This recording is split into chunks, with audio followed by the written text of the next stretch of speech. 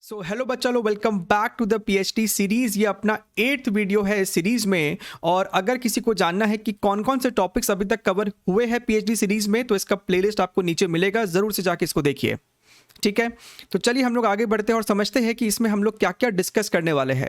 हम लोग यहाँ पे सबसे पहले बहुत डिटेल में समझेंगे इसके कौन कौन से केसेस होते हैं, वो केसेस क्या है, वो क्यों है, वो समझेंगे। जैसे कि वी मिनिमम क्या होता है, वी मैक्सिमम क्या होता है। बैंक्ड रोड का अगर आप लोग सिंपल भाषा में मतलब समझे तो यहाँ पे आप देख सकते हैं ये आपकी कार है और ये जो रोड है वो आप देख सकते हैं किसी एंगल पे टिल्टेड है। ये देखिए, ये आपको जो रोड है वो किसी एंगल पे टिल्टेड है, तो इसी को हम लोग कहते हैं बैंक्ड रोड, राइट। ये आप जनरली हाईवेज पे देखेंगे। जनरली जब आपको एक कार को हाई स्पीड पे टर्न करना होता है तो उस पोर्शन के रोड को थोड़ा सा एक एंगल पे टिल्ट कर देते हैं। और जहां तक बात इन रेसिंग कार्स की है तो यहां पे आपको ये एंगल बहुत ज़्यादा एविडेंट होता है। ठीक है, अब इससे फ़ायदा क्या मिलता है और क्यों हम इस रोड को बैंक करते हैं, क्या क्या हमारे पास पॉसिबल वेलोसिटीज़ है, जिस वेलोसिटी पे अगर ये कार ड्राइव की जाए तो ये कार स्लिप नहीं करेगी अलोंग दिस स्लोप, वो हम लोग यहाँ पे समझेंगे। हम लोग एंड में चीज़ों को कंक्लूड करेंगे और जो भी 2021 में क्वेश्चंस आए थे इस टॉपिक से वो भी आपको एंड में दिखाया जाएगा। ठीक है, राइट। तो चलिए हम लोग इस टॉपिक में आगे बढ़ते हैं। आगे बढ़ने से पहले सबसे पहले बात कर लेते हैं प्री रिक्विजिट की। इस टॉपिक को समझने के लिए आपको बेसिक कॉन्सेप्ट किस चीज का होना चाहिए, and that is the basic understanding of circular motion. ठीक है, ध्यान से इस वीडियो को एक एक बात को समझिएगा। टाइम स्टैम्प भी नीचे दिया हुआ है। अगर आपको लगता है कि आपको ये चीज़ आता है और आपको एक पर्टिकुलर टॉपिक को समझना है तो आप टाइम स्टैम्प को भी फॉलो कर सकते हैं। ठीक है, तो यहाँ पे आप देख सकते हैं बड़ा ही सिंपल सा एग्जांपल लिया गया। ये आपका स्ट्रिंग है और ये आपके पास एक मास है और ये मास हॉरिजॉन्टल सर्कल में, हॉरिजॉन्टल प्लेन में है, ये सर्कल बेसिकली मूव कर रहा है, राइट। तो हम सभी को पता है कि इस धागे में, इस स्ट्रिंग में आपको एक टेंशन लग रहा होगा, राइट। धागे में टेंशन होगा, so this tension is acting on this particle. अब सर्कुलर मोशन में किसी भी पार्टिकल को सर्कुलर मोशन में अगर रहना है तो उस पार्टिकल पे सेंटर की तरफ एक नेट फोर्स लगता है जिसे हम कहते हैं सेंट्रीपिटल फोर्स, और उसका वैल्यू होता है mv²/r। कहने का मतलब है कि अगर इस बॉल की टैंजेंशियल स्पीड v है और अगर इस धागे का रेडियस r है, then this tension is the only force which is acting towards the centre. क्योंकि अगर ग्रेविटी को लो तो mg तो नीचे लग रहा है, राइट। तो अगर आप ध्यान से देखो तो tension is the only force acting towards the centre, so t is providing that necessary centripetal force which is mv²/r, right। बढ़िया है, तो ये आपको हो गया सेंट्रीपिटल फोर्स का कहानी। अब अगर कोई बच्चा मुझसे पूछे कि सर फिर ये सेंट्रीफ्यूगल फोर्स क्या होता है, तो सेंट्रीपिटल फोर्स आप तब लगाते हो when you are writing the equation from the ground frame, right. कोई आदमी, कोई बंदा अगर जमीन पे खड़ा होकर इक्वेशन लिख रहा है, एक ऐसा फ्रेम जो कि इनर्शियल फ्रेम है, तब वो लिखता है T is equal to mv²/r। T is providing that centripetal force. लेकिन अगर आप एक रोटेटिंग फ्रेम में हो, आप ऐसा मानो कि आप इसी बॉब पे आके बैठ गए हो, in that case this mass becomes stationary for you। वो मास तो आपके रेस्पेक्ट में स्टेशनरी है ना, रेस्ट पे है। उस सिचुएशन में आप ये बोलते हो कि इधर टेंशन लग रहा है एंड रेडियली आउटवर्ड्स mv²/r लग रहा है, जिसे आप सेंट्रीफ्यूगल फोर्स बोल देते हो। तो सेंट्रीफ्यूगल फोर्स तब दिखाया जाता है जब आप नॉन इनर्शियल फ्रेम में हो, आप एक एक्सेलरेटेड फ्रेम में हो, राइट।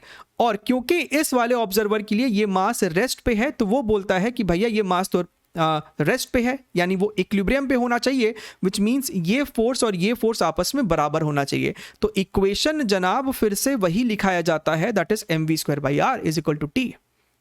ठीक है, तो आपने बहुत बार देखा होगा कि कभी कभी जो टीचर होता है वो सेंट्रीपिटल फोर्स लिखता है, कभी कभी सेंट्रीफ्यूगल फोर्स लिखता है। तो सेंट्रीपिटल फोर्स तब लिखा जाता है जब इक्वेशन इनर्शियल फ्रेम से लिखी जाए, और सेंट्रीफ्यूगल फोर्स तब लिखा जाता है जब इक्वेशन आपकी नॉन इनर्शियल फ्रेम से लिखी जाए। ठीक है, ज़्यादातर टाइम हम लोग सेंट्रीफ्यूगल फोर्स यूज़ करके ही सॉल्व करते हैं, अंडरस्टैंडिंग में भी ईजी रहता है। आई होप यहाँ तक चीज़ें एकदम क्लियर है। अब हम लोग यहाँ बात करते हैं केसेस की। समझिएगा, ध्यान से चीज़ों को सुनिएगा, बहुत इंटरेस्टिंग रहेगा और आपको डेफिनेटली समझ में आएगा। ये आपका कार है और ये आप देख सकते हैं रोड जो है किस तरीके से इंक्लाइंड है। तो अगर हम लोग यहाँ पे इसका स्लोप दिखाना चाहे तो इस तरीके से हम लोगों ने इसको बना डाला and let us say that this angle is theta.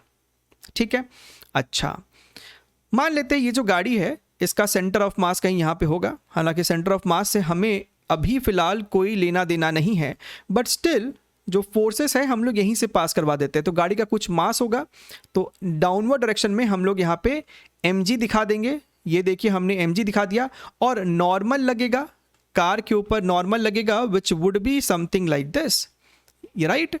Incline के परपेंडिकुलर आपको नॉर्मल फोर्स भी लग रहा होगा। सही है सर। अच्छा, अब इन क्वेश्चंस में सबसे पहला हमारा काम होता है एक्सिस को डिसाइड करना। अब यहाँ पे क्या तो आप अपना एक्सिस इस तरीके से ले सकते हो, राइट, एक्स वाई एक्सिस आप क्या तो ऐसा ले लो, या फिर आप अपना एक्सिस इस तरीके से ले लो। ठीक है, एक्स वाई एक्सिस ऐसे ले लो, राइट। फिलहाल समझने के लिए, केसेस को समझने के लिए हम लोग इस तरीके से एक्सिस को लेंगे, right. Try to understand very very carefully. सिर्फ केसेस को समझने के लिए हम लोग इस तरीके का एक्सेस अभी लेने जा रहे हैं। अब देखिए यहाँ पे अगर आप ध्यान से देखिए, सो क्योंकि हम लोगों को इधर एक एक्सेस बनाना है, सो ये डॉटेड लाइन हमने यहाँ पे बना दिया है। ठीक है, अच्छा अब ये वाला आपका mg है, ये वाला आपका mg है। तो आप सभी को पता है कि इधर की तरफ अलोंग द इंक्लाइन इस डायरेक्शन में आपको एक mg साइन थीटा एक्ट कर रहा होगा। This is your mg sine theta, है कि नहीं।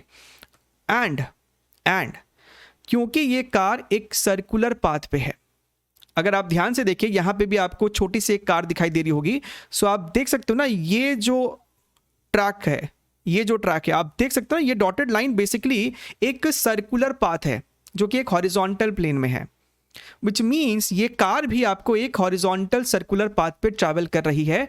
तो इसके ऊपर हम लोग एक सेंट्रीफ्यूगल फोर्स दिखा देते हैं, और सेंट्रीफ्यूगल फोर्स तो आपको भैया आउटवर्ड्स लगता है। इसका जो सर्कुलर पाथ है वो तो ऐसा होगा, ध्यान से समझिए, इसका सर्कुलर पाथ कुछ ऐसा है और सर्कुलर पाथ के रेडियली आउटवर्ड्स आपको लगता है सेंट्रीफ्यूगल फोर्स। मान लेते हैं इसका स्पीड अगर v है और उसका उस सर्कुलर पाथ का रेडियस अगर r है, तो ये हो जाएगा आपको mv²/r। बढ़िया है। अच्छा, अगर ये एंगल थीटा है तो क्या आपको दिख रहा है कि ये एंगल भी आपको थीटा होगा, यानी कि mv²/r का इधर जो कंपोनेंट होगा वो आपको हो जाएगा mv²/r and this is going to be your cos theta. ठीक है, mg का इधर भी एक कंपोनेंट आएगा और mv²/r का भी इधर एक कंपोनेंट आएगा। उस कंपोनेंट को अभी फिलहाल लिखने में कोई हमें दिलचस्पी नहीं है, वो दोनों कंपोनेंट को ऐड करोगे तो आपको नॉर्मल मिल जाता है, लेकिन हमें अभी उसमें इंटरेस्ट नहीं है। हमारा तो इंटरेस्ट है अलोंग द इंक्लाइन वाले फोर्सेस का। यही दोनों फोर्सेस फिलहाल अभी हमने दिखाया है, mg sin theta and mv²/r cos theta. Now try to understand the case here. अगर, क्या बोला मैंने, अगर आपका mg sin थीटा, अगर आपका mg sin थीटा और ये जो सेंट्रीफ्यूगल फोर्स का अलोंग द इंक्लाइन कंपोनेंट था, that is your mv²/r cos theta, अगर ये दोनों मैग्नीट्यूड में बराबर हो जाता है, इसका मतलब क्या है, कोई भी फ्रिक्शन लगने की जरूरत नहीं है। फ्रिक्शन कब लगता है? फ्रिक्शन तब लगता है when there is a tendency of motion. अगर अलोंग द इंक्लाइन ये दोनों फोर्सेस आपस में कैंसिल आउट हो गए हैं, then there is no tendency of motion along the incline, कोई स्लिप करने की गुंजाइश ही नहीं है। और अगर स्लिप करने की कोई गुंजाइश नहीं है तो फ्रिक्शन यहाँ पे लगेगा ही नहीं। इसका मतलब क्या है, अगर आप ध्यान से देखिए m से m आपका कट गया है और यहाँ से इसको रीअरेंज करने पे आपको v निकल के आता है √rg tan थीटा। दिख रहा है ना, √rg tan थीटा। इसका मतलब अगर हमारी कार की स्पीड एग्जैक्टली इतनी है तो फ्रिक्शन का कोई रोल नहीं होगा। और हम ये भी कह सकते हैं कि अगर हमारी रोड स्लिपरी थी, देयर वॉज नो फ्रिक्शन, ये एक ऐसा स्पीड है जिस पे हमारी कार टर्न कर सकती थी विदाउट स्लिपिंग। राइट। ऐसे सिचुएशन में आपने देखा है कि फ्रिक्शन नहीं लगा। अब आता है इंटरेस्टिंग बात, ध्यान से देखिए। अगर हमारा mg sine theta mv square by R cos theta से बड़ा हुआ तो क्या होगा? अगर हमारा mg sine theta mv square by R cos theta से बड़ा हुआ। अब आप यहां पे ध्यान से देखिए, अगर ऐसा होता है तो ये कार की टेंडेंसी नीचे है स्लिप करने की।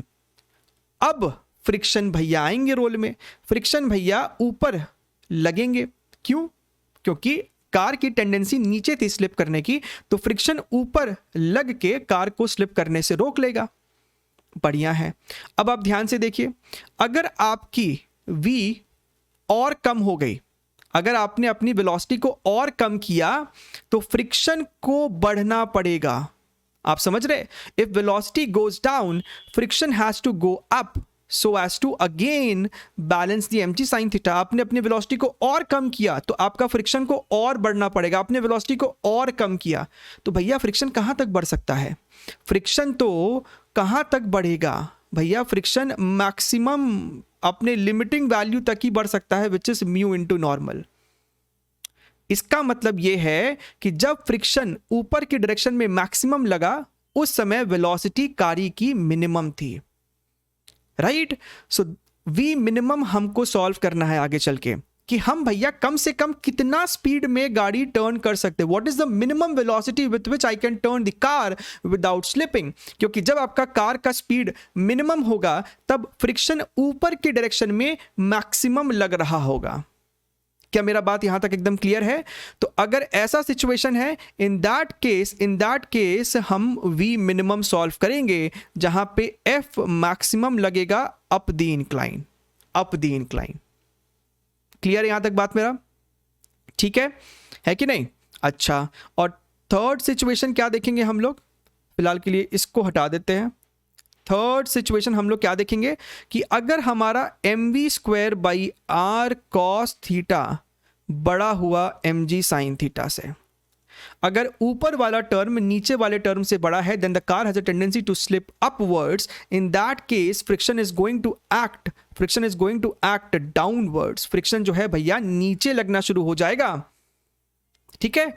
अब अगर आपने अपनी वेलोसिटी को और बढ़ाया तो फ्रिक्शन को भी और बढ़ना पड़ेगा। आपने वेलोसिटी को और बढ़ाया तो फ्रिक्शन को और बढ़ना पड़ेगा। फ्रिक्शन कहां तक बढ़ सकता है? मैक्सिमम तक। यानी कि जब फ्रिक्शन मैक्सिमम हुआ है, that is the velocity maximum. उसके ऊपर अगर आप वेलोसिटी लेके जाओगे तो फ्रिक्शन रोक नहीं पाएगा गाड़ी को ऊपर स्लिप होने से। तो इस सिचुएशन पे हम लोग v मैक्सिमम डिराइव करेंगे और तब मैक्सिमम फ्रिक्शन लगेगा डाउन द इंक्लाइन। ठीक है। आप इस चीज को ऐसे भी देख सकते थे, यहां से अगर हम m को हटा दे तो आप देख सकते हैं v is more than under root rg tan theta. तो अगर हमारी गाड़ी की वेलोसिटी एग्जैक्टली इतनी है तो फ्रिक्शन जीरो होगा। अगर गाड़ी की वेलोसिटी इतनी है तब फ्रिक्शन डाउन द इंक्लाइन लगता है, और अगर हमारी velocity under root rg tan theta से कम है तो फ्रिक्शन अप द इंक्लाइन लगता है। आई होप यहां तक चीजें एकदम क्लियर है, क्योंकि ये सब एकदम कॉन्सेप्चुअल बातें हैं कि फ्रिक्शन का डायरेक्शन कैसे हमको डिसाइड करना है। क्लियर एकदम? चलिए आगे बढ़ते हैं। Now let us try to understand and derive.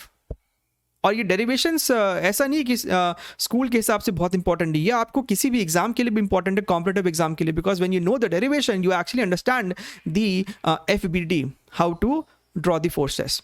चलिए बात करते हैं हम लोग यहाँ पे v मिनिमम की।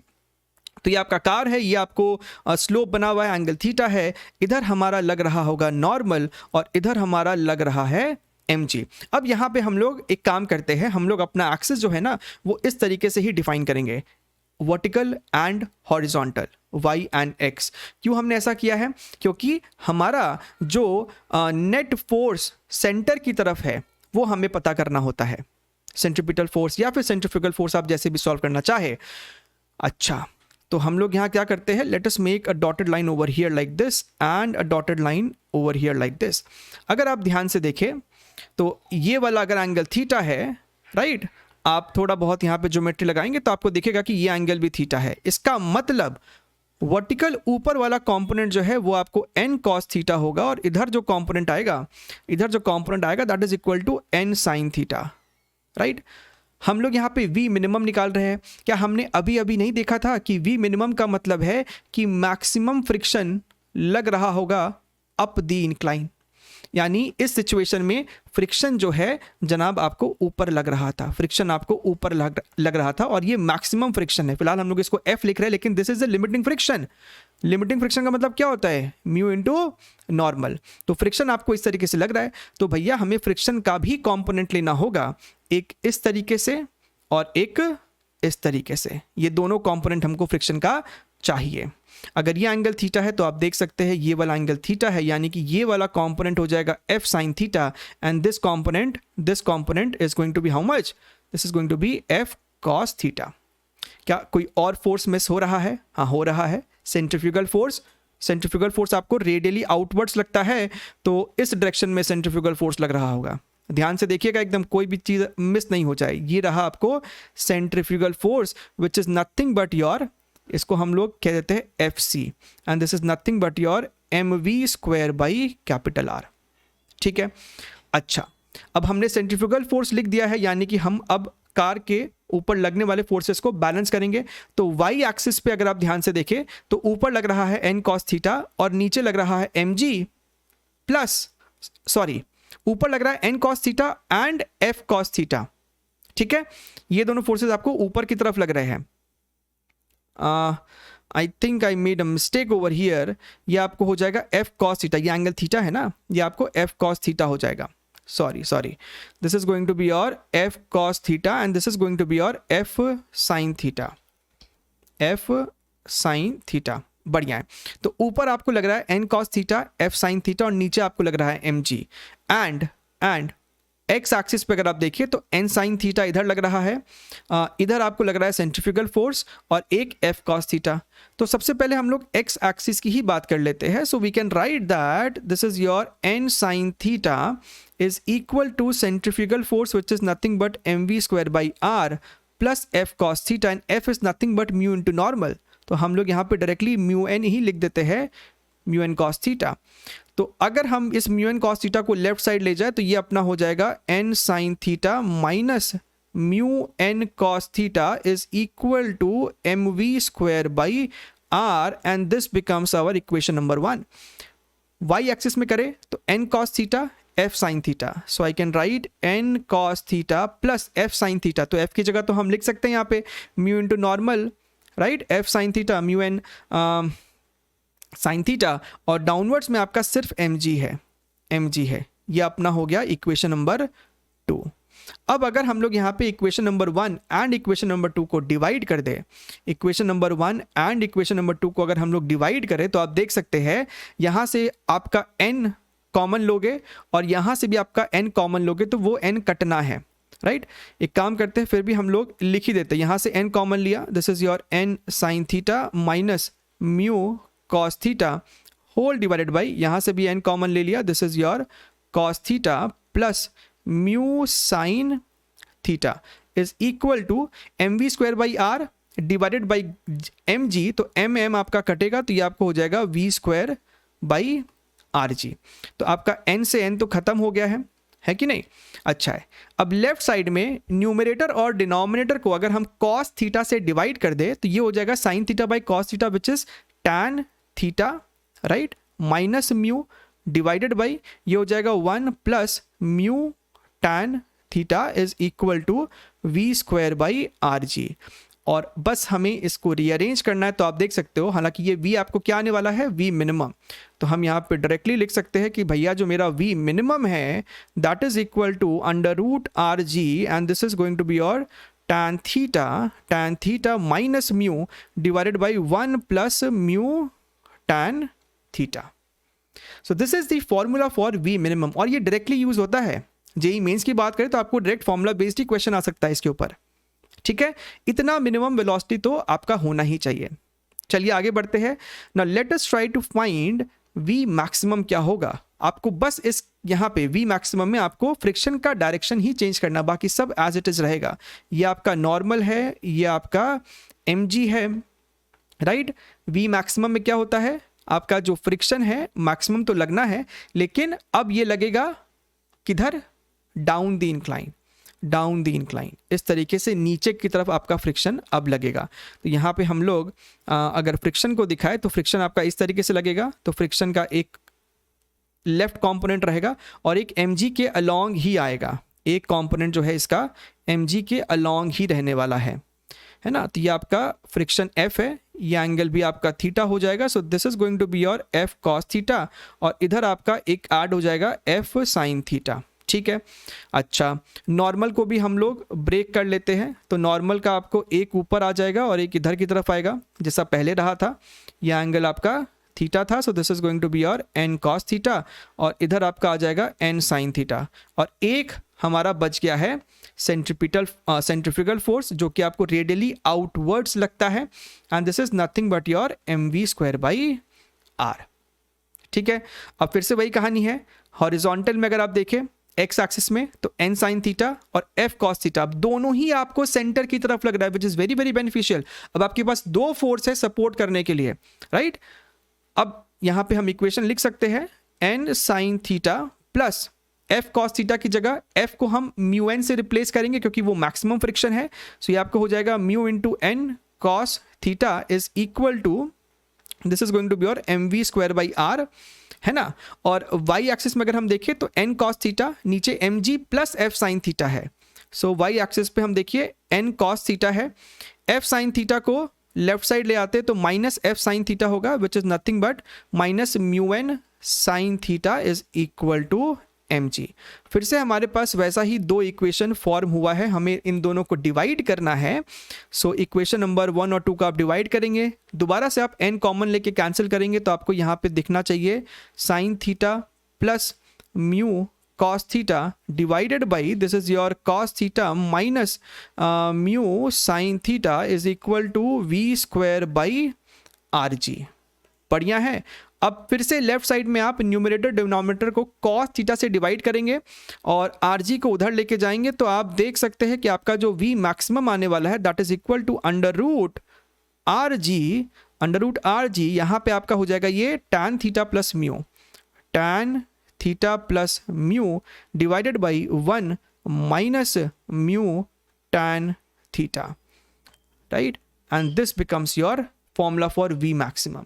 इससे ज्यादा अगर स्पीड चलाएंगे गाड़ी को तो गाड़ी ऊपर की तरफ स्किड मार सकती है, ठीक है। So that is about your v maximum, है ना। तो यहां पे हम लोग चीजों को कंक्लूड कर दे ताकि आपको एक समरी मिल जाए, राइट। ये आपके नोट्स में जा सकता है। फॉर नो स्लिपिंग आपका जो गाड़ी का रेंज है स्पीड का वो v मिनिमम से v मैक्सिमम तक, ये v मिनिमम का फॉर्मूला था, ध्यान दीजिए, और ये आपका v मैक्सिमम का फॉर्मूला देखने में एक जैसा है, बस यहाँ पे माइनस प्लस है और यहाँ पे प्लस माइनस है, ठीक है। अगर हमारी गाड़ी की स्पीड इतनी है तो फ्रिक्शन लगेगा ही नहीं। तो सवाल जनरली जो बनता है इसमें कि बताइए आपकी गाड़ी की स्पीड कितनी होनी चाहिए on a banked road so that there is no wear and tear of the tyre. अब टायर कब घसेगा, टायर का वियर एंड टियर कब होगा, जब उस पर फ्रिक्शन एक्ट कर रहा होगा। अगर हम चाहते हैं कि उस पर फ्रिक्शन ही ना लगे तो गाड़ी का स्पीड इतना होना चाहिए, राइट। तो आपको समझना है कि सवाल कैसे फॉर्मुलेट किया जाता है ना। अगर आपकी गाड़ी की स्पीड √rg tan थीटा से ज्यादा है तो फ्रिक्शन आपको डाउन द इंक्लाइन लगता है, डाउन द स्लोप लगता है, और अगर कम है इन दैट केस फ्रिक्शन आपको अप द स्लोप लगता है। तो इस तरीके की चीजें आपको ध्यान में रहनी चाहिए, आपको समझ में आनी चाहिए। अगर आप यहाँ पे ध्यान से देखें तो 2021 में यहाँ पे आपके सामने दो क्वेश्चन यहाँ पे रखा हुआ है। ये क्वेश्चन स्टेटमेंट 1 स्टेटमेंट 2 बहुत से बच्चों को इसमें तकलीफ आया था क्योंकि यहाँ पे आपको दोनों फॉर्मूला इस्तेमाल होना है, v मिनिमम का और v मैक्सिमम का, राइट। बच्चों को फॉर्मूला ध्यान में नहीं रहता है, कॉन्सेप्ट भी शायद ध्यान में नहीं रहता है। तो आप इस सवाल को खुद से ट्राई करें। अगर आपको इसका सॉल्यूशंस देखना है तो ये लिंक रहा, ये पीडीएफ आपको नीचे मिलेगा। इस लिंक पे आप जब क्लिक करेंगे तो एक वीडियो खुलेगा, उस वीडियो के क्वेश्चन नंबर 3 में यही सवाल है, तो आप वहां पे इसका डिस्कशन देख सकते हैं। सेम गोज फॉर दिस 2021 जुलाई में इस लिंक पे क्लिक करने के बाद क्वेश्चन नंबर 1 है इस वीडियो में, ठीक है। आप पहले इसे खुद से ट्राई दीजिए, आपसे डेफिनेटली ये सवाल क्रैक होगा ही होगा। आई होप आपको ये सब कुछ बहुत सही लगा है, समझ में आया है। तो ज़रूर से इस वीडियो को लाइक कीजिए और हमारा ये गोल्ड माइन लिंक को ज़रूर से फॉलो कीजिए। राइट, यहाँ पे आपको कंप्लीट लिंक्स है अरेंज्ड मैनर में हमारे पूरे चैनल का, चाहे वो PYQs हो, कॉन्सेप्ट वीडियोस हो, एडवांस प्रॉब्लम्स हो, पार्ट एंड फुल टेस्ट हो, या फिर हमारा ऑनगोइंग PhD सीरीज हो। ठीक है, we shall be meeting in more videos. तब तक के लिए take care and bye bye.